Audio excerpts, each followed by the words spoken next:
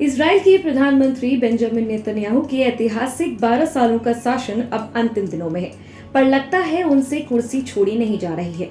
Netanyahu का कहना है कि वो नीतियों में उलटफेर करने वाली सरकारी एजेंसियों और सेना के प्रभावशाली व्यक्तियों की साजिश का शिकार हुए हैं। साथ ही नेतन्याहू अपने प्रतिद्वंदियों पर उनके मतदाताओं को धोखे में रखने और कुछ को विशेष सुरक्षा की आवश्यकता पड़ने का भी आरोप लगा रहे हैं। वो जब अपने नेतृत्व के बिना देश की बात करते हैं तो कहते हैं कि देश का सर्वनाश होगा। बता दें कि पिछले मार्च में 2 साल के अंदर इजराइल में चौथा आम चुनाव हुआ था। उसमें नेतन्याहू की लिकुड पार्टी सबसे बड़ा दल बनकर उभरी, लेकिन संसद में बहुमत जुटाने में वो नाकाम रही।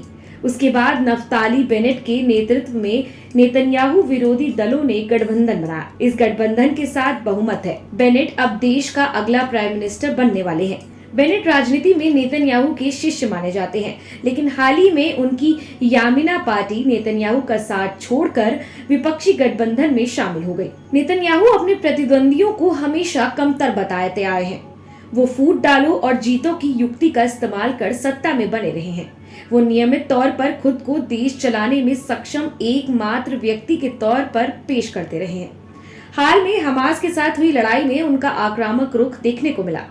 उन्होंने बार बार ईंट का जवाब पत्थर से देने का बात कही। यही नहीं, नेतन्याहू के खिलाफ भ्रष्टाचार और धोखाधड़ी जैसे 3 मामले अदालत में चल रहे हैं, पर वो इन सभी आरोपों से इनकार करते रहे हैं। अब आपको बताते हैं कि सत्ता में काबिज बेंजामिन नेतन्याहू आखिर अपनी कुर्सी से कैसे हाथ धो बैठे। दरअसल बेंजामिन नेतन्याहू का पूरा चुनावी कैंपेन वैक्सीनेशन पर आधारित था। इजराइल ने फाइजर से वैक्सीन खरीदी थी और नेतन्याहू को ऐसा दिखाया कि सिर्फ वो ही ये डील कर सकते हैं।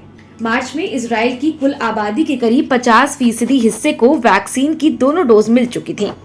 इजराइल में अनलॉक शुरू हो चुका था, बिजनेस खुल रहे थे, लोग काम पर जा रहे थे, नाइट क्लब दोबारा गुलजार हो गए। नेतन्याहू को विश्वास था कि वैक्सीनेशन प्रोग्राम उनका तुरुप का इक्का साबित होगा। जनवरी में जब वैक्सीनेशन शुरू हुआ था, तब ओपिनियन पोल में नेतन्याहू की लिकुड पार्टी को 120 सीटों की संसद में 40 सीटें मिलती दिख रही थी। मार्च आते आते ये आंकड़ा 30 पर आ गया था। ऐसा लग रहा था कि नेतन्याहू की रणनीति काम नहीं कर रही है। इसके अलावा महामारी के दौरान इजराइल की इकोनॉमी की हालत भी खराब हो गई थी। बेरोजगारी दर बढ़ गई थी, पर नेतन्याहू के चुनावी एजेंडे में इसका कोई जिक्र देखने को नहीं मिला। नेतन्याहू इकोनॉमी, महामारी के बाद जल्दी से देश खोलने, भ्रष्टाचार जैसे कई मुद्दों पर लोगों के निशाने पर थे। इसके अलावा कई दक्षिणपंथी और राष्ट्रवादी पार्टियां नेतन्याहू के खिलाफ जा चुकी थीं। इसमें बेनेट की यामिना और गिडोन सार की न्यू होप पार्टी शामिल है। ऐसा लगता है कि नेतन्याहू की विचारधारा वाली पार्टियों का मिलकर उनके खिलाफ कैंपेनिंग करना और वोटर का वैक्सीनेशन नहीं, बल्कि कई और मुद्दों को ध्यान में रखकर मतदान करना उनके लिए नुकसानदायक साबित हुआ। हमारा वीडियो पसंद आया हो तो इसे लाइक, शेयर, कमेंट जरूर करें और हमारे चैनल को भी जरूर सब्सक्राइब करें।